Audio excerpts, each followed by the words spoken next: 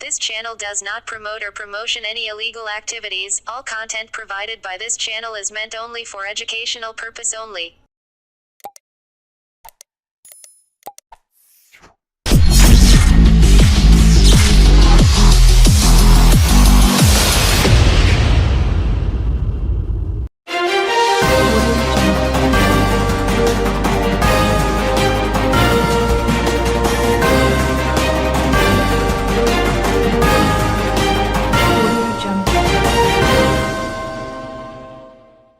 উত্তর ২৪ পরগনার মিনাখা থানার মালঞ্চ এলাকার ৬২ বছর বয়সী গোবিন্দ মৃধা গত ৩ দিন ধরে নিখোঁজ ছিলেন।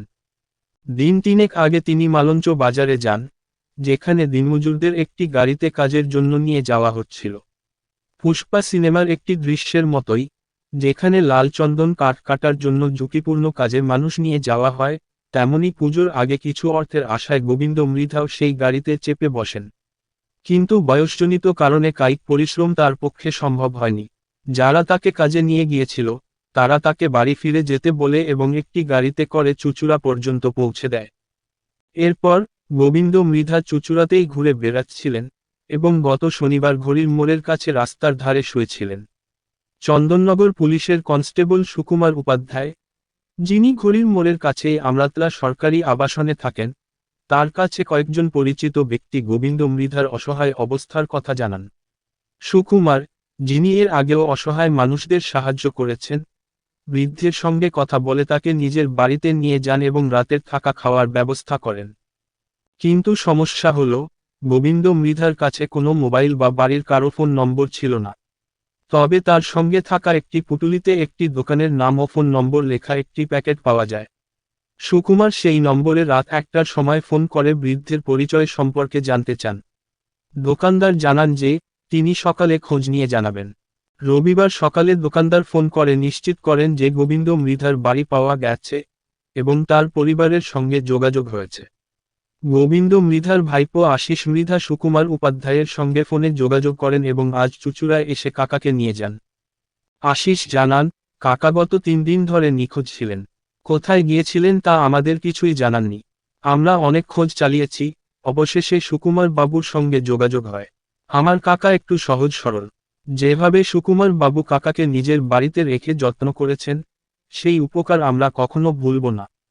গোবিন্দ মৃধা বলেন, যেখানে যেতে চেয়েছিলাম সেখানে পৌঁছাতে পারিনি, কিন্তু চুঁচুড়ায় এসে পড়েছিলাম। সুকুমার বাবু যেভাবে রাস্তা থেকে তুলে এনে যত্ন করে মাংস ভাত খাইয়ে শোয়ার ব্যবস্থা করলেন, নিজের মানুষও আজকাল এমন করে না। ওনার মঙ্গল হোক। সুকুমার উপাধ্যায় বলেন, বৃদ্ধের পরিবারে আর্থিক সমস্যা রয়েছে। পুজোর সময় কিছু অর্থের আশায় তিনি কাজে বেরিয়েছিলেন, কিন্তু শারীরিক পরিশ্রম করতে না পেরে পথ ভুলে চুঁচুড়ায় চলে আসেন। তিনি কোনোদিন ট্রেনে চড়েননি, তাই বাড়ি ফেরার উপায়ও বুঝতে পারছিলেন না। তার পরিবারের জন্য কান্নাকাটি করছিলেন। সারা রাত আমিও চিন্তায় ঘুমোতে পারিনি। পরে তার পরিবারের সঙ্গে যোগাযোগ হয় এবং বৃদ্ধকে তার ভাইপোর হাতে তুলে দিতে পেরে আমি খুব খুশি। সুকুমার উপাধ্যায়ের এই মানবিক উদ্যোগের ফলে গোবিন্দ মৃধার নিরাপদে পরিবারের কাছে ফিরে যান, যা তাদের জন্য এক অনন্য প্রাপ্তি। তোমাকে এনারা ভদ্রলোক এনেছিল বলে, নাহলে আপনার তো অসুবিধা হয়ে যাবে। ওরমভাবে যেখানে সেখানে এ করবেন, আর বাড়িতে এ করবেন, বাড়িতে যেখানে বলে সেখানে যাবেন। যাক,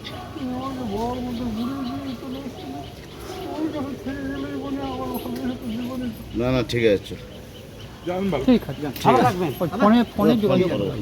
একদম।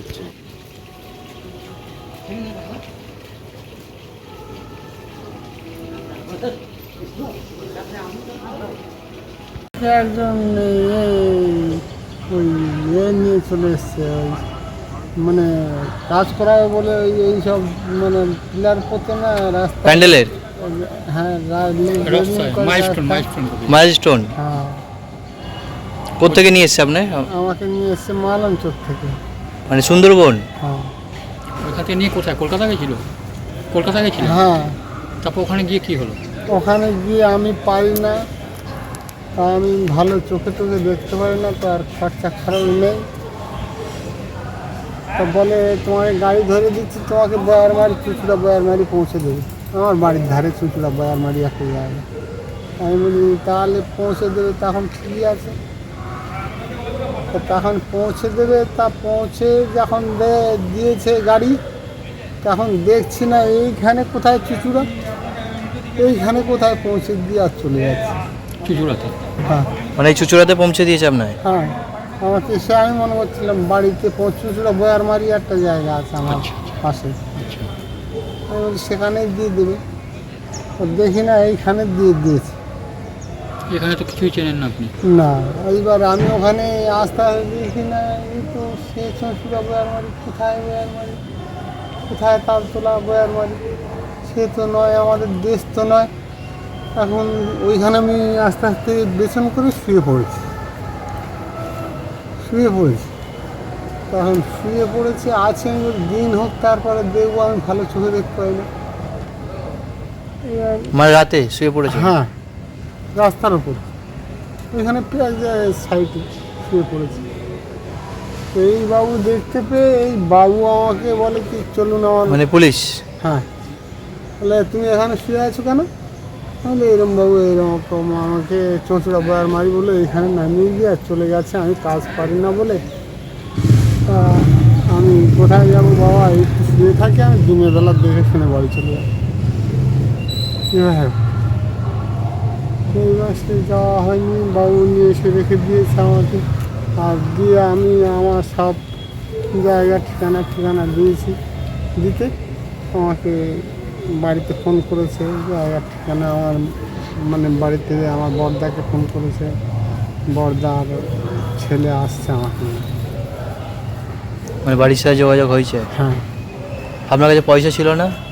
হ্যাঁ, পয়সা ছিল, অল্প ছিল। মানে যাওয়ার মতো পয়সা ছিল না? যাওয়ার মতো অত পয়সা ছিল না। কি বলবেন এই পুলিশ কর্মী যে আপনাকে হেল্প করলো?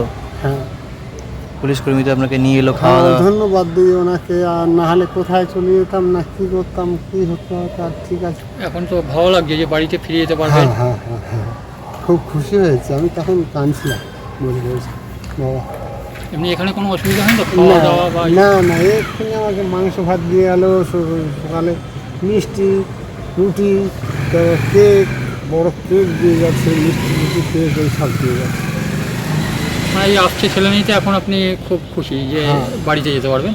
হ্যাঁ, নাহলে তো উনি আমাকে মোটামুটি খুব হেল্প করেছে। নাহলে তো কোথায় পড়ে থাকতেন, না তো যেতে পারতেন না বাড়িতে। হ্যাঁ, খুব দালালের হাতে পড়ে গেলে হয়তো বলছে তো, বলে কি এরকম লোক তুলে চোখ তুলে নেবে, কিডনি তুলে নেবে, নিয়ে বিক্রি করে দেবে তোমাকে। তো ওখান থেকে ধন্যবাদ, মোটামুটি এই কাকাকে পেয়ে আমরা ধন্যবাদ, এতে আমরা কিছু বলার নেই। মানে কাকা যে এইভাবে আনকমনভাবে চলে এসছে, আমি কি বলবো, এতে কৃতজ্ঞ মানে আপনাদের কাছে। আমার এই বৌদি আশাকর্মীর কাজ করে, বৌদি যে কথা বলেছিল আশাকর্মীর কাজ করে। এর বৌদি আমাকে বললো, ভাই তুমি কাকা এরকম হারিয়ে গেছে, অনেক দূর চিনতে পারবে? তাহলে চিনে আমি ঠিক চলে যাবো ট্রেনে। সেই মতন এখানে নামলাম, দাদার কাছে ফোন করে এই ঠিকানা নিয়ে এসে কাকাকে নিয়ে গেলাম। দাদা তো পুলিশ কর্মী একজন।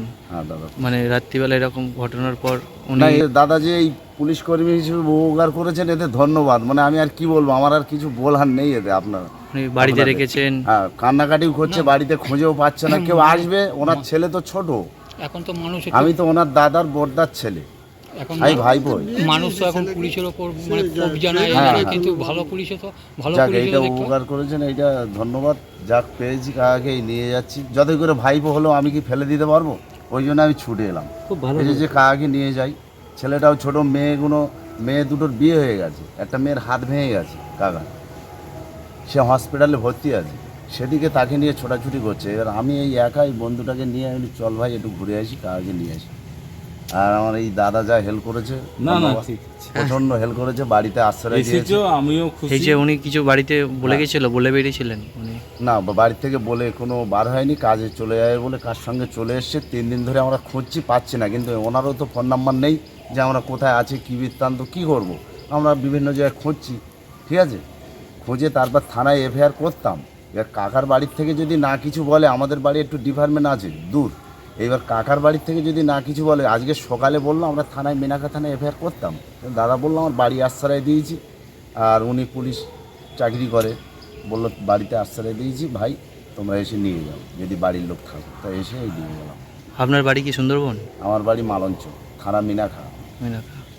মানে ওখান থেকে এত দূর থেকে কলকাতা এলো? হ্যাঁ, আমি ওখান থেকে এলো আবার কিভাবে এখানে? এটা আমি তো জানি না, ওই কার সঙ্গে চলে এসে চলে এনে একটু সাদা সরল মন আর একটু একটু আনকমল আছে, একটু আনকমল আছে উনি।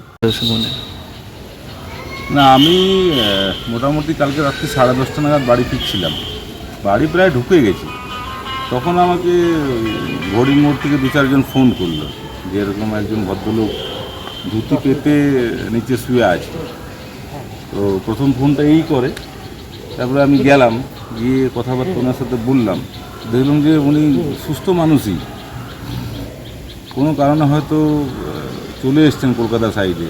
তো জিজ্ঞেস করলাম কেন এসছেন, তো উনি আমাকে যেটুকু বললেন যে মালঞ্চ বাজার থেকে অনেক লোকই একটা ট্রাকে করে কাজের সূত্রে এসছে কলকাতায়।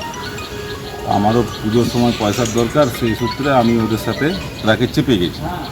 চাপার পরে যে কাজ বলে আমাকে নিয়ে এসেছিলো কলকাতাতে কোনো এক ঠিকাদার সংস্থা, সেই কাজ ওই মোটা মোটা সালের বললাম ও ঠিকমতো তুলতে পারছিল না। তো সেই হিসাবে ঠিকাদার বলেছে যে এই কাজ তোমার দ্বারাই হবে না, বয়স হয়ে গেছে, তুমি বাড়ি চলে যাও। এবারে একে বলেছে বাড়ি ফিরে যাও। এবারে ও ওখান থেকে বাড়ি কীভাবে আসবে ওটা আর উনি ঠিক করতে পারছেন না। ওখানকার লোকালে হয়তো 2-4 জন কাউকে জিজ্ঞাসা করেছে যে আমার এই জায়গায় বাড়ি, আমি বাড়ি যাব, কিন্তু ওকে ঠিকভাবে সঠিক কেউ কিছু বলতে পারেনি। যার ফলে উনি 2 দিন ধরে শুধু হেঁটেই যাচ্ছেন রাস্তায় রাস্তায়, মানে হেঁটে ওনার পায়ে ফসকাও পড়ে গেছে, এরকম অবস্থা হয়েছে। মানে কীভাবে উনি এখানে অবধি এলেন সেটাও আমি জানি না। তো যাই হোক, করতে পারি না। আর উনি খুবই সাদাসিধা মানুষ, ফোন নাম্বারও উনি কারো জানেন না, ঠিকঠাক পড়াশোনাও হয়তো করেননি। তো তারপর আমি ওকে কথাবার্তা যেটুকু বুঝলাম যে খুবই অসহায় অবস্থায় আছে, 2 দিন ধরে রাস্তায় রাস্তায় হাঁটছে। তো ওকে আমি আমার বাড়িতে নিয়ে আসি। বাড়িতে নিয়ে আসার পর খাবার দাওয়া, স্নান করানো, বিছানা করে দেওয়া, ফ্যান চালিয়ে দেওয়া। রাত্রেবেলায় খুব ভালো ঘুম হয়েছে। সকালবেলায় যথারীতি আমাদের যা সকালবেলা আমরা পায়খানা বাথরুম থেকে শুরু করে সবই করি, টিফিন, দুপুরে ভাত খাওয়ানো। কিন্তু ওর কাছে একটা পলিথিনের প্যাকেট ছিল, সেই পলিথিনের প্যাকেটে একটা রেডিমেড সেন্টার দোকানের ঠিকানা রয়েছে, নাম এবং ফোন নাম্বার। ওই পলিথিনের প্যাকেটের ফোন নাম্বারটাতে আমি রাত্রে 1টার সময় ফোন করি। তো ওপার প্রান্ত থেকে বলে যে হ্যাঁ আমি ওই সেই ব্যক্তি, আমারই কাপড়ের দোকান আছে। আমার নাম এরকম একটা পলিথিনের ব্যাগ আছে ওনার হাতে, তো এই নামে কোনো গ্রাম আছে? বললাম হ্যাঁ আছে। আপনি যদি কাইন্ডলি একটু যোগাযোগ করিয়ে দেন ওই গ্রামে এই নামে কোনো লোক মিসিং আছে কি না। বললো যে আজকে তো অনেক রাত হয়ে গেছে, তো সকাল হোক, আমি ব্যবস্থা করছি। তারপরে উনি 8টার সময় আমাকে রিং ব্যাক করলেন যে হ্যাঁ ওই ভদ্রলোকের ঠিকানা পাওয়া গেছে, ওই গ্রামেই ওনার বাড়ি, ওনার বাড়িতেও খবর দেওয়া হয়েছে। আমার ফোন নাম্বার নাকি ওই দোকানদার ওদের বাড়ির লোককে দিয়েছে, আমাকে বললো যে আপনার সাথে ওরা যোগাযোগ করবে। ওই দোকানদারও খুব হেল্প করেছেন, যিনি রাত্রি 1টার সময় আমার ফোনটা ধরেছিলেন। যদি উনি ফোনটা না ধরতেন তাহলে এত দ্রুত যোগাযোগটা হতো না। হয়তো থানা পুলিশের মাধ্যমে হতো, কিন্তু সঙ্গে সঙ্গে ফোনে যেটা রাত্রেই যোগাযোগ হয়ে গেছে, সেটা থানার মাধ্যমে গেলে হয়তো সকালবেলা আমাকে অপেক্ষা করতে হতো।